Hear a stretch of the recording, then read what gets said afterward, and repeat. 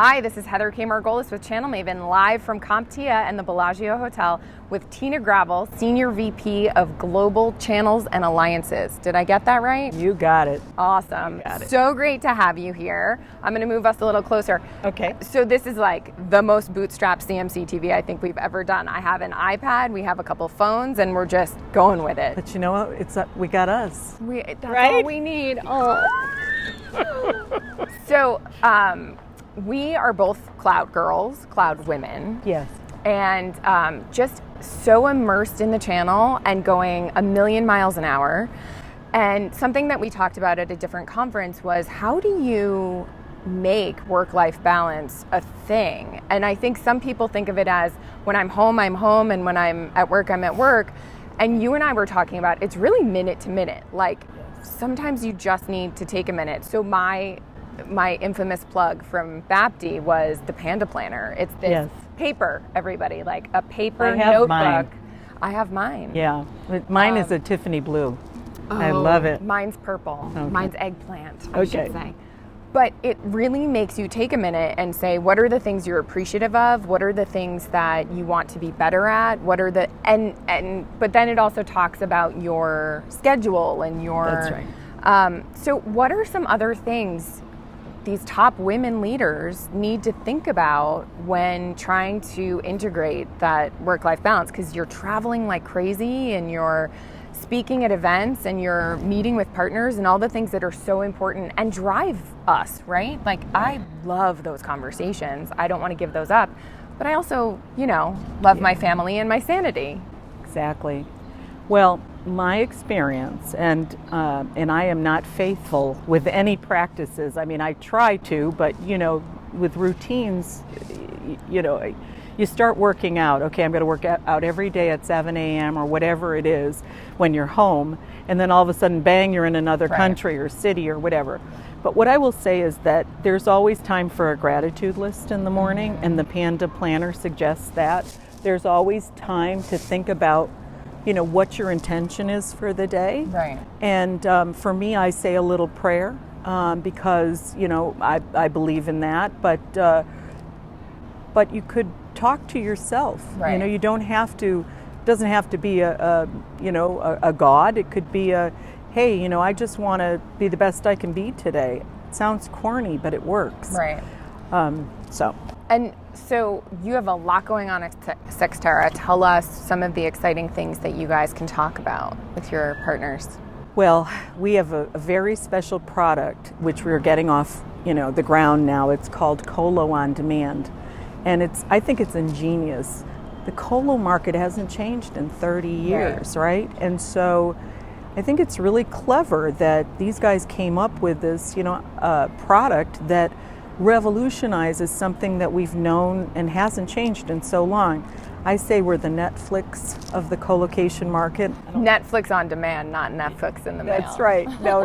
We're not sending CDs. I don't even.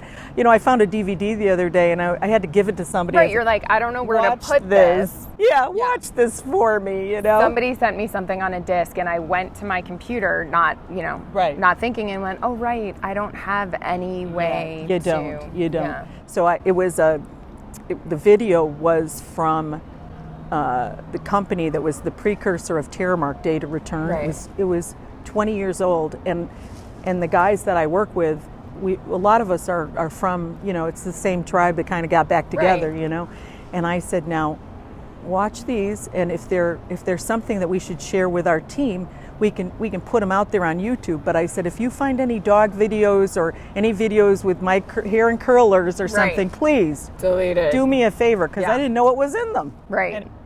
And that, so we're joking that we're women in tech and seriously that work-life balance can really be hard. You do so much for women in technology. Talk a little bit about all of the things that you have been involved in. Well, knowing that we have just a few seconds. It occurred to me that I never really thought about this until I got to the top. Okay, and when I got to the top, and not with the company that I'm with now, but I was treated differently, and I'd never seen it before. Mm-hmm. If you had asked me to get involved in a woman's group, 10 years ago, I probably wouldn't have, because I didn't feel any differently. I didn't get it. And then I started to feel differently, and I felt not attacked, but it just was a lousy situation. You have a target on you, stick out. Exactly. You know, we walk through these tech events and people are like, oh, look, there's a woman. Yeah, and frankly, my style is so womanly that it was even worse. I could have toned it down a little. There's where some of the mistakes come in, right? You live and learn. I could have moderated myself better than I did, but I was sort of, you got to be kidding me. We love right? that you didn't. Well, anyway, so once that happened, it opened my eyes. The other thing that occurred to me is that, this whole Me Too thing, I played the game. I did play the game. I never had sexual relations with anybody that I didn't for work. But the fact is that I may have flirted, I may have done things that were more pleasing for the individual on the other side than I really needed to. It was sort of dishonest. Right. And I was just having a conversation with someone the other day that when it would happen, like I've had a hand on my bottom, and when it would happen, you kind of freeze and you go, is that happening? Or was that an accident? Yeah. Is he, no, wait, it's still there. Yeah. Well, back then when I did it, it was, 10 years before it probably happened to you. And I got to tell you, I never thought anything of it, which is sad. Yeah. You kind of think it's just par for the course. But now I have a young lady in my life, stepdaughter, I guess you could call her, because we've been around for 7 years now. And if I don't want that to happen to her, right. And I don't want any of the young women that I'm associated with to have to be anything less than their full selves. Right. And to be it changes authentic. You, right? It does. I have a 1 and a 3-year-old completely. And you just, like if anybody treated her like that, I would tear them down, their head off their neck, right? Yeah. And it's hard to imagine that you have to wait for that. Like when it happens to you, you're like, oh, okay, right. I can put it behind me. Right. But the thought of it happening, and there goes the helicopter. The thought of it happening to someone you love and really care about. Right. And then the other thing that I'm really concerned about is, and this is not something that I have experience with, but a minority woman. Yeah. Okay, I think they have it a lot harder.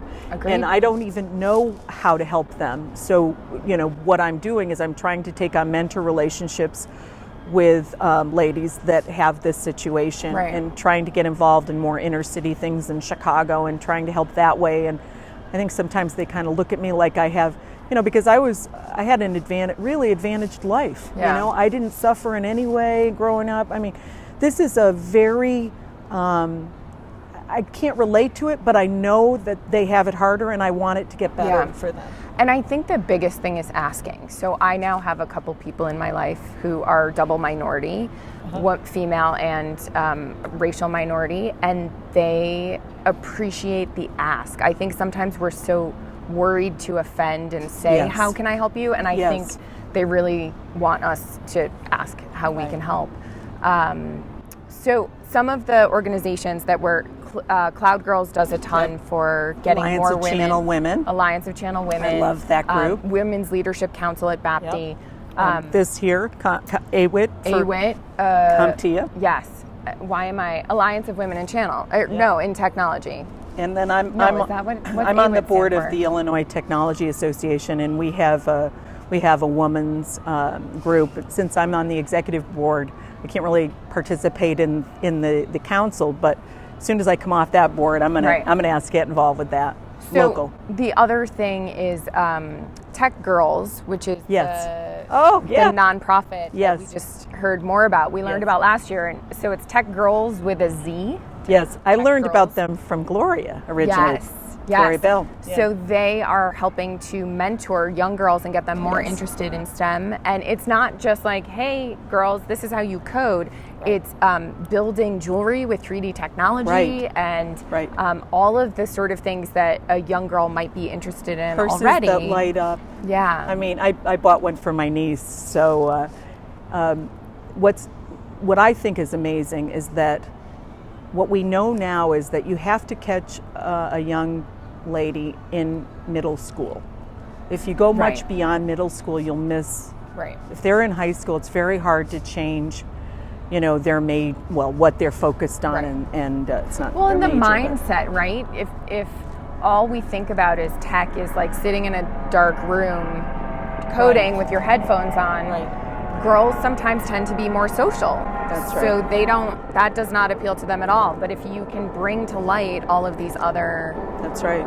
types of technology, I think that's... We, for Illinois Tech, has a contest, one of these code-a-thons, and we've done it just with women. Yeah. Because we wanted to attract the girls and not have them be intimidated. See, they assume that the boys have been playing games and they're not as good. We have to build up their confidence Right. a little. I have no problem having something segregated for a while so that their confidence Bring them up. Yeah, and then they'll go knock them down, Right.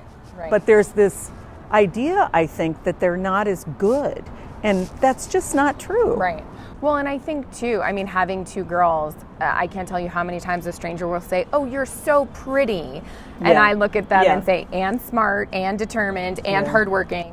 I catch myself all the time on the social media, I Right. want to say, "Oh, you guys are so beautiful." And then I try to remember, and smart, and not have it just be about being Right. attractive. But then again, I'm equal opportunity. When I see a fine person, regardless of sex, I will say, Well, beautiful, Right. Right. But I think, and I think we both feel that being open with someone about what's great about them and building up their confidence. That's right. And that's a thing that women have struggled with too. And we're like sort of getting toward the end of our time, but that's a whole other CMCtv topic. Yes. But tell people nice things about, if someone is Yes. doing a good job, tell them they're doing a good job. It does not make you weaker No. or less so to Not say even close. That's right. you're very smart, you're very hardworking, you're doing a great job. That's right. So, And by the way, when you ask me if how I manage the work-life thing, I really don't have children living with me. She comes over once a week and then Yeah. every other weekend. So I think it's much easier for me because I don't have those responsibilities. yes, but I know women who don't have children who have aging parents, Yeah. who have a community that they're Yes. passionate about, who have There's other things. That's outlets. right. So That's yeah, right. there certainly is a something out of your control pulling Yes. you if you have aging parents or if you have Yes. kids. But Yeah, I I went think through to that. be a Yeah. whole woman, you really need to just Yeah. be well-rounded and take the time, and even if it's 5 minutes, doing your grateful list. So Yeah. thank you so much for joining. Oh, This this was was a blast. awesome. We'll Yeah. do this again soon. You'll come to Okay. Denver. I would love to. I'd Awesome. love to. Great. Okay. Thank you everyone for tuning in. Don't forget to #CMCtv. Bye.